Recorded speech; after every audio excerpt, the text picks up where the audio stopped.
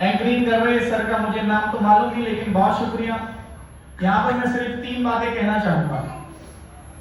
पहली बात ये कि माफी के साथ में बोल रहा हूं और मुझे 7 साल का एक्सपीरियंस है टीचिंग फील्ड में, और मेरे पास में स्टूडेंट्स इंडिया से नहीं दूसरे देशों से भी है ऑनलाइन। तो मैं बात ये कहना चाह रहा था कि जोर जोर से नारा लगाने से और स्टेटस लगाने से मोबाइल फोन पर यह साबित नहीं हो सकता कि हम देशभक्त हैं। हमें हर वक्त सोचना चाहिए कि मैं अपने देश के लिए क्या कर सकता हूं, और यह भी नहीं हम कह सकते कि जो खाली देश की सीमा पर खड़ा है वही देश की सेवा कर रहा है। एक किसान जो खेत में अनाज उगाता है वो भी अपने देश की सेवा कर रहा है। तो खाली स्टेटस लगा देने से, खाली नारे लगा देने से देश की सेवा नहीं होती है। इसका मतलब हम देशभक्त नहीं है।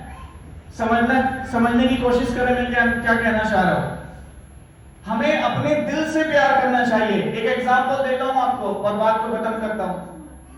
अगर उस्मान फौजी साहब यहां पर बैठे हुए हैं तो उस्मान फौजी साहब को मैं बोलूं उस्मान फौजी साहब जिंदाबाद जिंदाबाद, और उस्मान फौजी साहब मतलब नारे लगाओ, सर के नारे लगाओ, और मैं उनकी एक बात को ना मानूं और मैं उनके कहने को ना मानूं, उनकी मैं इज्जत ना करूं, क्या मैं इनका सही दोस्त हुआ?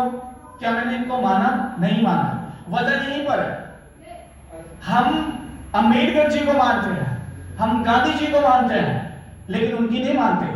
सिर्फ नारे लगाना हमने रह गया है। सबसे पहले मैं खुद की बात करूं। हमें जरूरी चाहिए कि गांधी जी क्या कह करके गए थे उनकी बात को मानना है। नारे लगाए नहीं लगाए ये बात चल जाएगा, लगाने चाहिए, इट इज ओके, लेकिन गांधी जी ने कहा क्या था, अंबेडकर ने कहा क्या था? माँ बाप के सामने आई लव यू बोलने से प्यार जाहिर नहीं होता है। आप माँ बाप की बात को मानते नहीं मानते? अंबेडकर ने क्या क्या चीजें कही थी, गांधी जी ने क्या क्या बातें कही थी, मोदी जी हमारे देश के प्रधानमंत्री किन किन बातों को कह रहे हैं, उस पर अमल करना होगा। तो मैं अपनी बात को यहीं पर खत्म करता हूं। Again thank you very much and hope, अगर मुझे उम्मीद हुई तो लंबी बात फिर कभी होंगी। बहुत बहुत शुक्रिया। नमस्ते।